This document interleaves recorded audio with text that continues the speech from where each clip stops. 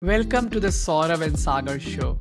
Today we are diving into one of the most exciting and sometimes daunting topic of our time, that is AI and the future of work. Artificial intelligence has become so accessible that we use it in everyday life for practicing a sales pitch or creating your own travel itinerary. Whether you like it or not, AI is there to stay, and it will be more and more important to use AI and to get used to AI as it integrates with our workplace. Artificial intelligence is no longer the buzzword. It is transforming the way we work, the jobs we do, and the skills we need to thrive in the workplace of tomorrow.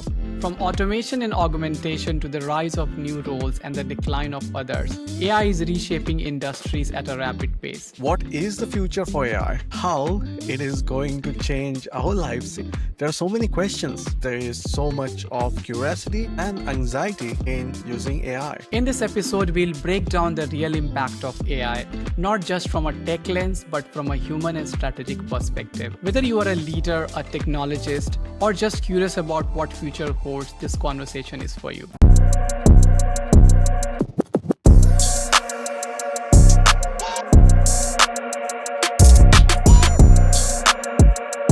Hello, everyone. Welcome to the Saurabh and Sagar Show. Today, we have an amazing and outstanding leader with us, Grant Case. Welcome to our show, Grant. Thanks for having me, guys. Appreciate it. Grant, you're a data science and analytics leader. You have been a leader for a long time, over 25 years of experience in this industry.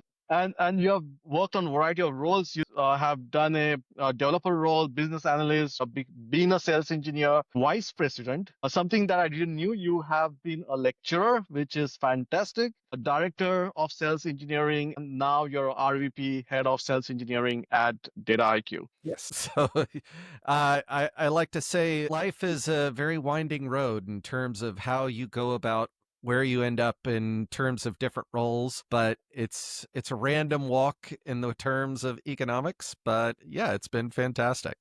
Was fortunate enough to listen to you at different events on AI, and you would explain AI so much easily that it was digestible. Today's topic is AI and future of work. 25 years back, when you started your career, what is the difference that you see then, and what do you see now in terms of the adoption of AI and technology? So when I started out my career, it was analytics and statistics. So in many ways, we were going through the AI winter still. And to be fair, it wasn't the actual knowledge of AI and machine learning. It was the compute and storage hadn't caught up, right? We had these great big ideas. I always like to talk about, when were a lot of the machine learning algorithms that we normally use today, when were they thought about? Some of them it's in the 90s and 1960s, but it wasn't until, only recently a lot of this started to come. This compute and storage, our ability to actually do anything has caught up with it. So you think about, what's available to us now. It's so much easier for anyone to get started. Previously, maybe you had to go to a bookstore, buy a book. The internet was okay for some of this stuff, but it didn't have the relevance. It didn't have the depth that you needed if you wanted to learn these sorts of things. Whereas today, anyone who wants to get into AI, machine learning, the world is your oyster. ChatGPT, throw open ChatGPT, Gemini, even our friends at Claude and Anthropic, they can start you on this learning journey. And I think that's the biggest key and difference between when I started versus, let's say, someone who's coming out of uni now or even starting uni. You can catch up so much faster now. And then it's just, how do you keep up in the wave? Grant, in your mind, how do you see AI is currently transforming the workplace? Like how do we see AI evolving in the next 5-10 years? I could take some educated guesses, right? So when I started playing with GPT-3, so this was like mid 2022, I was astounded. And again, there was no ChatGPT at that time. It was open source. And, I was blessed enough to have a GPU. I could actually kind of work with it a bit. But what was crazy is just how fast things have changed. So if I was to extrapolate out, there's kind of two diverging paths. The first path is we see the speed at which things have been changing and the compute being able to keep up with it. I don't know if anybody remembers watching the Animatrix, which was kind of a version of the Matrix. They putting together things, and that's like machines running everything and doing everything. But to be fair, when we're talking about the next 5 to 10 years, I think we're going to hit some limiting components, especially around just energy and ultimately knowledge in terms of being able to process it inside of the AI machine learning models, the common ones of transformers at this point. So I think we'll probably continue to see increases in relevance, increases in production capability. Look, one of the things I'm looking at right now, there's a very interesting standard that Anthropic has put forward called Model Context Protocol. MCP is how does a LLM, large language model, talk to anything else and get it to do stuff? I made the mention, somebody was talking about it earlier, it's JDBC. It's JDBC for LLMs that with helping it deal with memory and context, but it's really a communication. So in 4 years, it's going to be plumbing.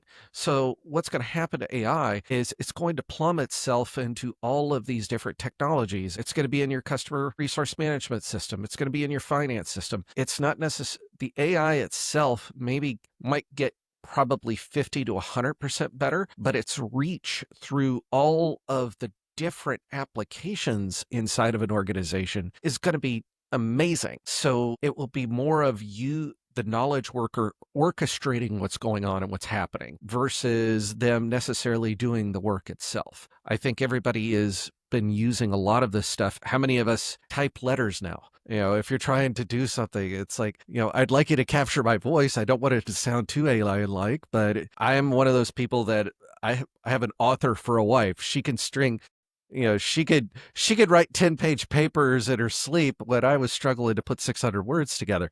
So to me, this has just made my life a little bit easier. But I think that's what's going to happen for all of us, not just in a professional environment, in a personal environment as well. Those, if you're asking me what 5 to 10 years looks like, I think it's a lot more of everything's talking to everything and being able to get you what you want. The next step, obviously, from large language models to we going to now agentic AI and model context protocol and how AI will talk to each other. In my mind, I'm feeling the next 5, 10 years, what would happen is we'll have an AI as our co-worker at our workplace. AI is intelligent enough and to be part of a team solving a problem and communicating between humans. So the next set of problem would be more between how AI and human collaborate and work together, or rather than just AI and agentic AI working. So because what I feel is AI currently, the problems which are being solved is more on automation of tasks, like how we can auto-chain the automation, but more tasks which require more about ethical considerations and how human and the human perspective play. So you really need a collaboration between human and AI to work together. I think that's absolutely correct. And I think we at Dataiku really kind of lean, and myself personally, lean into this concept that the AI itself is not going to be smart enough just quite yet to do a lot on its own. There is an interesting fact of all the LLMs and all of the information they have consumed in, which is effectively the internet, that's about what a 4-year-old gets from all of their senses up to that point in their life. So yes, are the LLMs doing incredible things? Absolutely. But the amount of knowledge they've only been able to bring into themselves up to this point is fairly de minimis if you think about, all three of us and how much we've interacted with in our lifetimes, right? So for me, that there is always going to be likely the need for a co-pilot, someone who is actually being able to bring it into the context of an organization. I'll give you a great example of this. So we inside Dataiku, we eat our own home cooking. So we've been building our own, kind of taking a large language model and fine tuning it for our own purposes of writing SQL and going against our own set of data. Once we started adding the context into the catalog and giving it that knowledge base, guess what? Boom, it got heck a lot better, a lot faster, right? And that's what a lot of organizations are going to do. That's right now, everybody is just feeding stuff into the LLM and hoping it gets a response. That having the LLM there to be trained by individuals, guided by those individuals, is what's going to probably happen over the next 5 years. I like the concepts and ideas of autonomous and agentic AI. Would you let a 4-year-old run around with, painting your house or something? Probably not. So there's going to be some, boundaries that we're going to have to put on those. That's a good point here. You need judgment, like AI, agentic AI would still need some human to address areas like judgment and decision making and some of the interpersonal skills and ethics. But do you see which industries are the more impacted ones? Some of the industries like the call center and support system have already been heavily impacted with this image generation, a lot of creative industry I see. But do you see any specific industry getting impacted?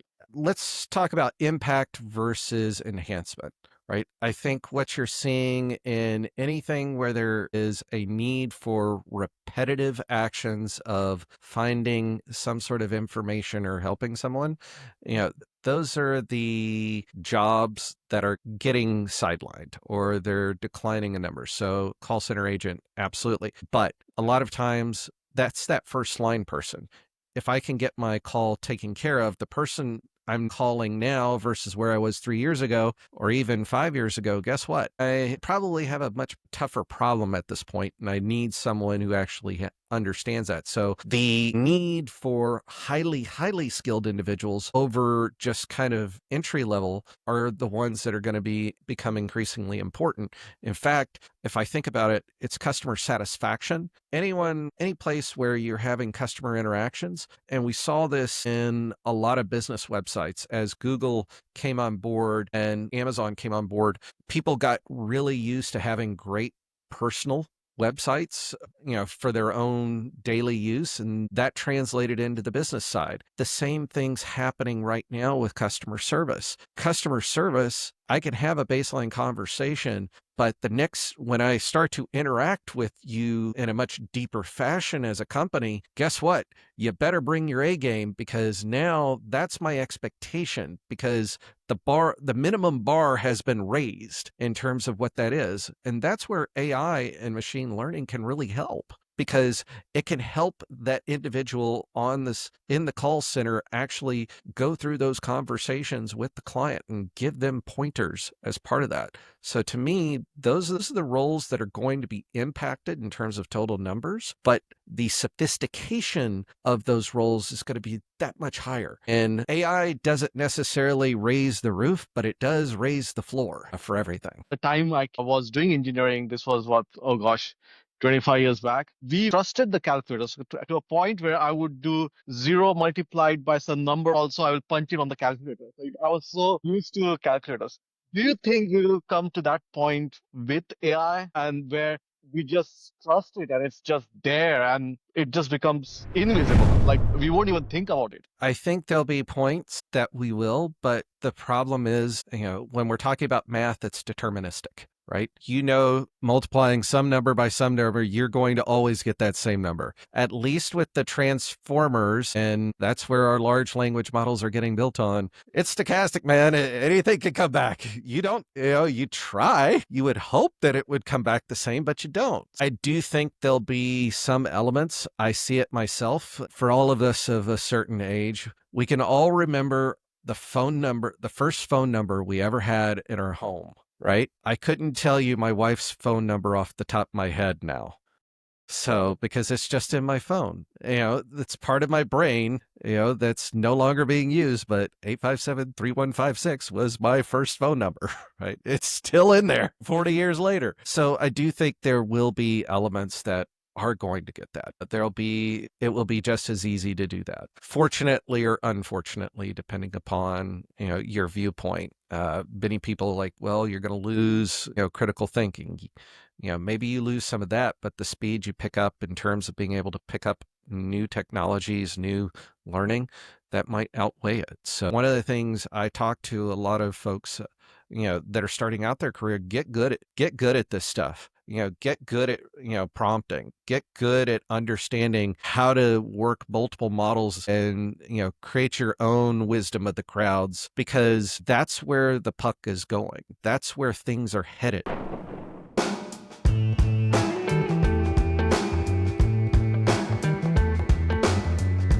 Rapid fire time. Grant, I've got few questions, very silly questions. Don't think, just give the Okay. answer that comes to your mind, okay? Okay, start.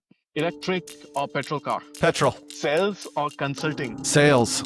Team or solo? Team. Always team. Social skills or technical skill? Early career technical skills, late career social skills. Sydney or Melbourne? Sydney. Tea or coffee? Tea. Don't like coffee. Don't like the bitter. Sleep or go to gym? Sleep. I value my sleep very. Yeah. Gotta have sleep. Reading a book or watching a movie? Reading a book. Reading a book. Always. Use AI or use your brain? Why not both? Use your brain. Use your brain. And finally, wisdom or knowledge? Always hope for wisdom. Always hope for wisdom.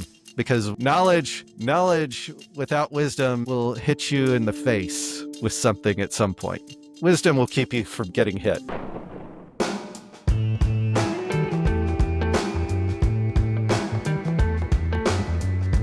People are started to depend on AI, and to a point that if you see X, which was the Twitter, introduced something called Grok, where people are now asking AI about news. Previously, you used to have a private conversation with AI, ChatGPT or Gemini. Now you can publicly ask a question about whether something Donald Trump said is correct or not, and Grok will tell you, right? So is AI going to validate news or validate information for us? Do you see a risk?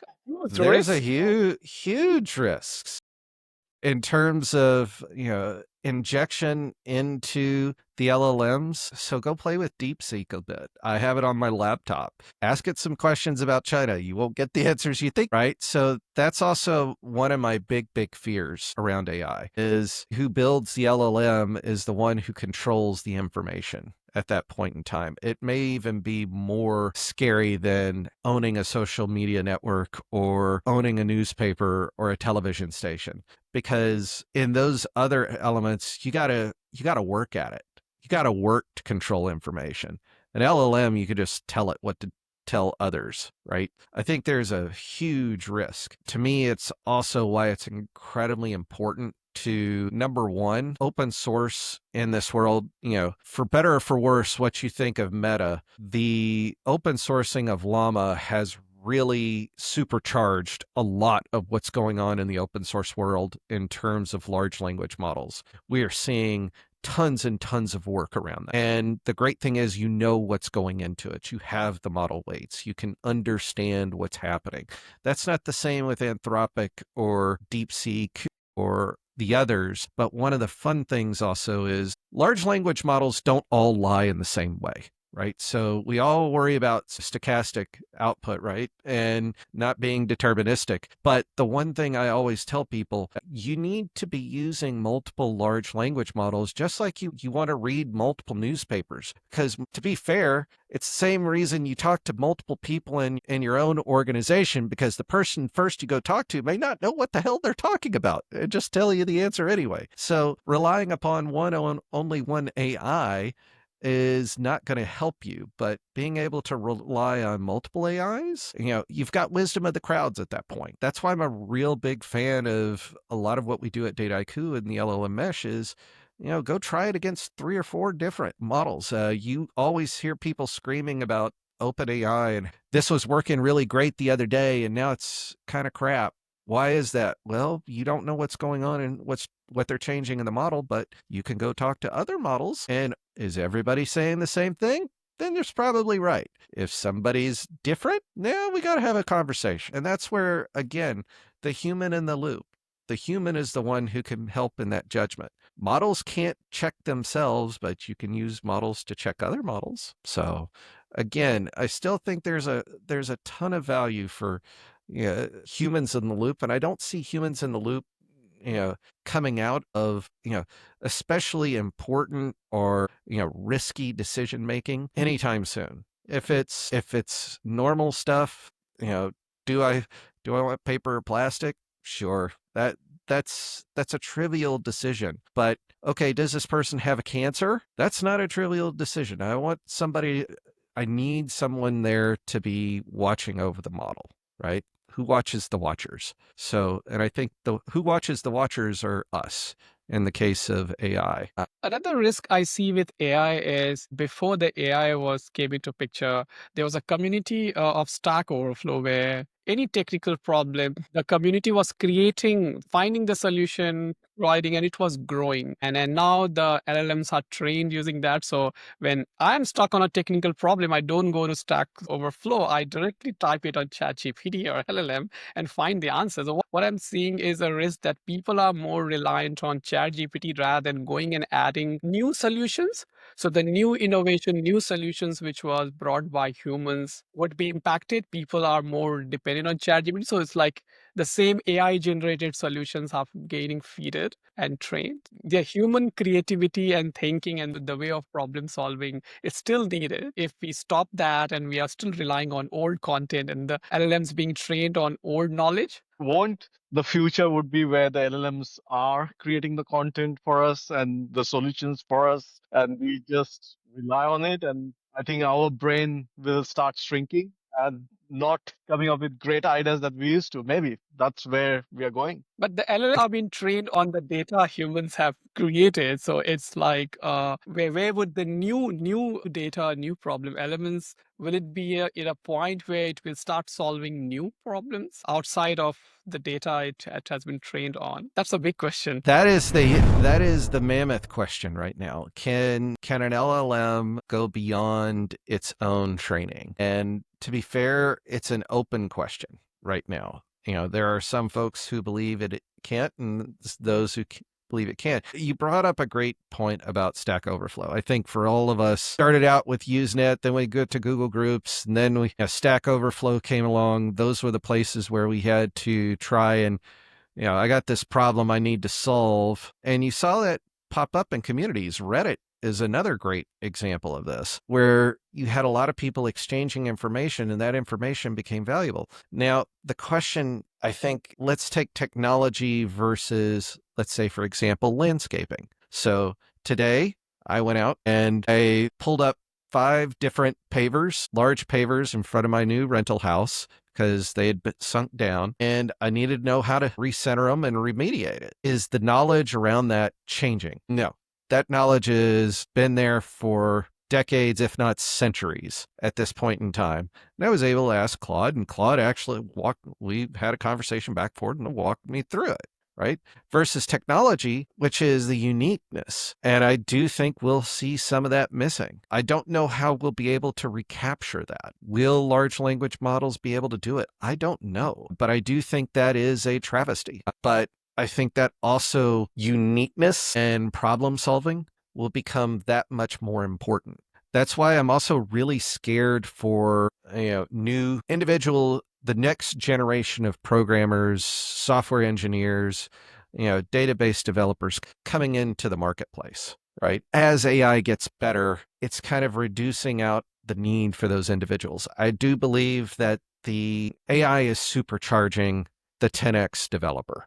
If LLMs can't go beyond what they're doing, then we're going to have a real problem because we're going to be using the same ways of figuring things out. And to be fair, we're not going to have the diversity in languages anymore. Because why would I program in a very, very new language or a very, very old language versus Python? Because all the LLMs know Python and they has all the background in Python. In fact, that's probably, if you're thinking about it as a company today, why would you program in anything else other than Python at this point? Because that's where the biggest body of knowledge is. And that's also a travesty. We will become much more homogenous in how we execute on different elements because the AI will make it easy. My son is 18, going to a uni, and we had discussions on which career he should go into. And as a parent, I'm actually scared of him going into software world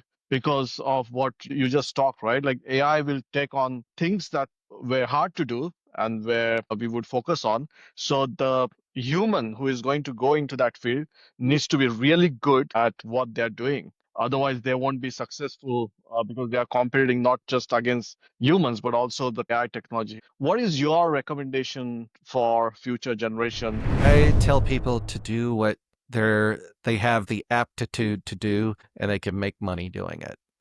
My wife, she was a museum registrar, and then she's become an author. That's her aptitude. Those are the things she's good at. Do the things you're good at. Because in an AI world, if you're average or below average, you're not going to have a good time. So it becomes even more important that you work on the things that if you're in the top quartile, top decile, top 1% of whatever you're doing, AI is just going to make you that much more successful in what you do. If you're in the bottom quartile, you're going to have a rough time because AI is going to continue to, it's not increasing the ceiling, it's raising the floor on everything that's happening. And that's probably one of the biggest things I'm telling people is like, it's got all of this knowledge. Why would I need someone who's average or below average in their role? Would you tell somebody to go into software development?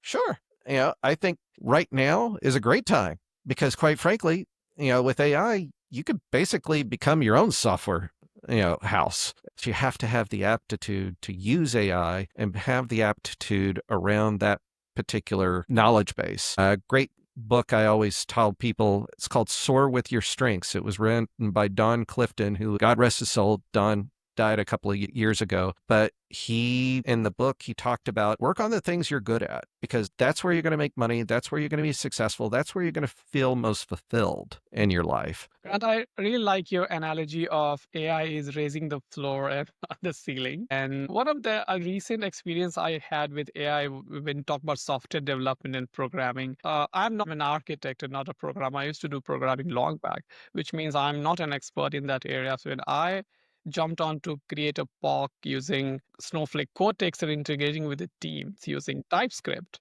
I was new to TypeScript and I took a code from AI, tried to run, it wasn't working.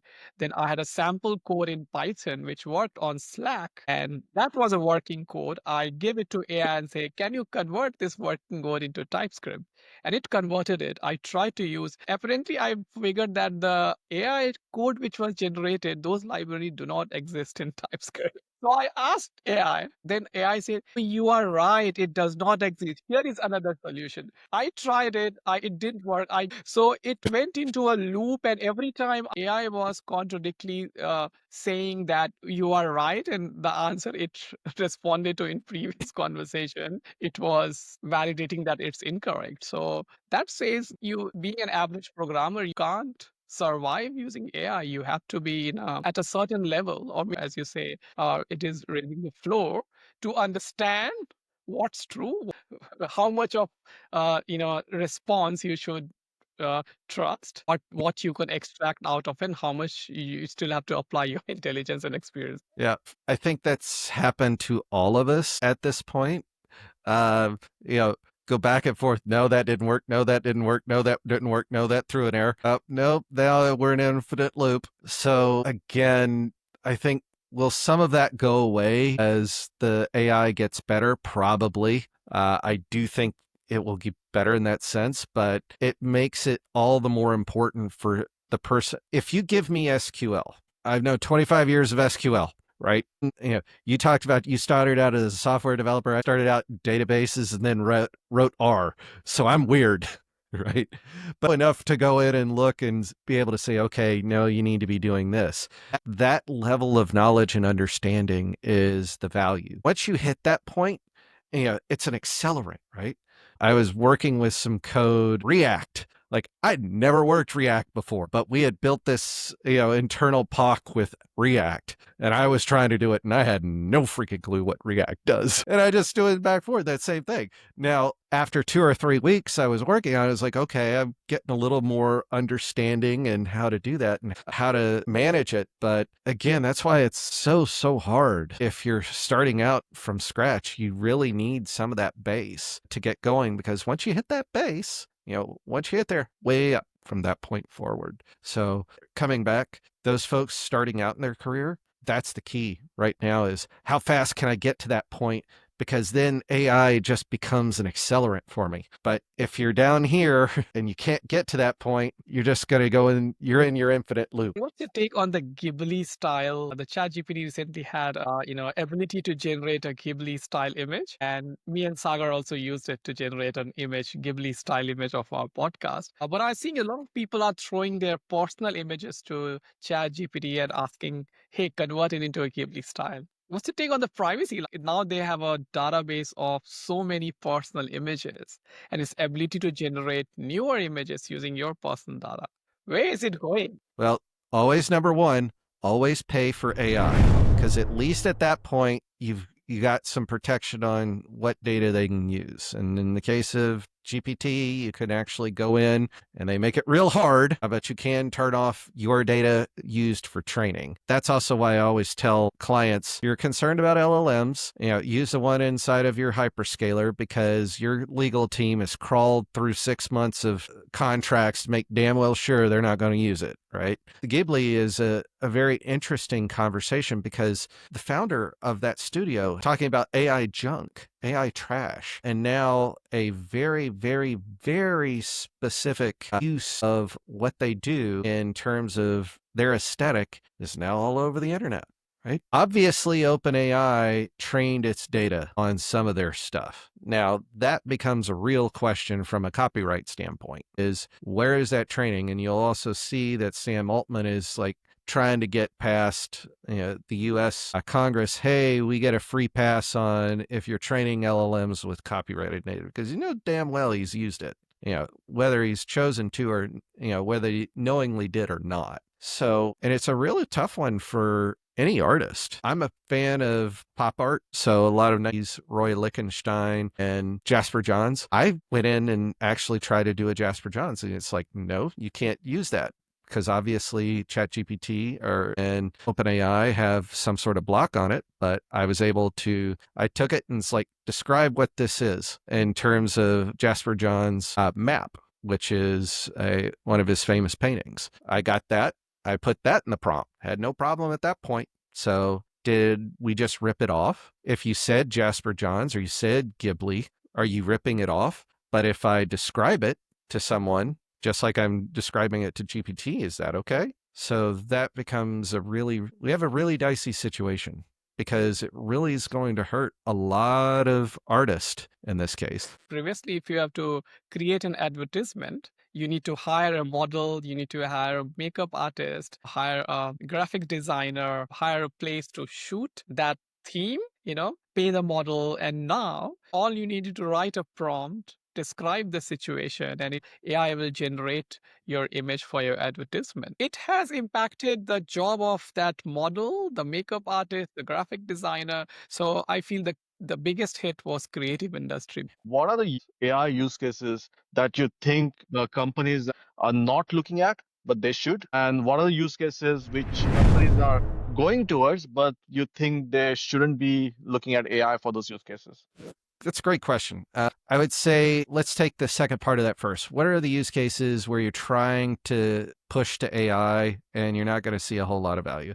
I think anything where it's highly experiential. So anything where, unless you are I'll give you an example, concierge. A concierge has a ton of understanding and information about the guests that come in, different services. Can a concierge benefit from AI? Yes. Can a concierge be replaced by AI? No way. So any place where experience is incredibly important, we should only be thinking of AI use cases that enhance the underlying understanding of an individual. Because if you're trying to replace that individual, or you're trying to make this concierge work like 3 concierges, no, because it's the human touch associated with that. Now, I can make that concierge better in their job, but I can't turn that concierge into 3 concierges, because automating their job is basically taking the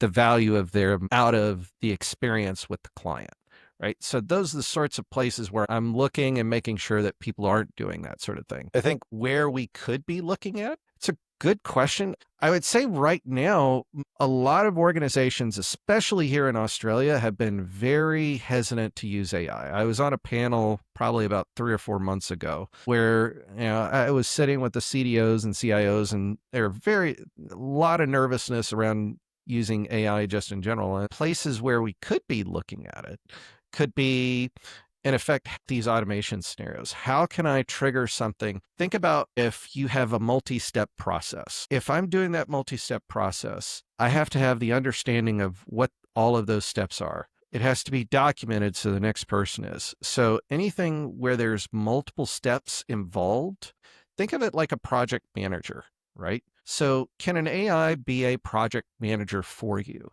I think very well so, because AI understands process. It knows when things happened and have not, and it's a fairly deterministic process of how things should flow. Could I have a project manager doing that? Sure. Maybe if I'm building a skyscraper, yeah, I want to have that person. But old school business analysts, doing the interviews, doing the JADs, absolutely, that's potential. But writing all that documentation, submitting all of that stuff needs to go to AI, because that's, again, it's important. It's important we have that information, but it's not important enough for somebody to write it. It's important enough for somebody to review it, but definitely not write it. So those are the sorts of places, any sort of policies and procedures, those are great places to be looking at AI, because AI is going to have a much better idea of finding gaps in there. One more area I think is AI analyzing a behavioral interview. Humans are imagining, with the help of AI and human, taking interview and going through all these nitty-gritty and understanding more of the human emotional side, the behavioral side. The one key that AI can do on interviewing that individuals cannot is mitigate bias. Interviewing might get better in this world with AI. At least the behavioral side of it could be, is the person on the other side had a bad day? Do they not like my accent or the color of my skin? AI don't care. And that's something we should all hope for. Thanks, Grant. Really appreciate you. I know you're a busy man, and thank you for taking time on Sunday evening to have a chat with us. I really enjoyed it, and hopefully our audience will enjoy listening to your thoughts. So thank you again. Thanks, Grant. It was great chatting with you. Great talking, guys. Take care.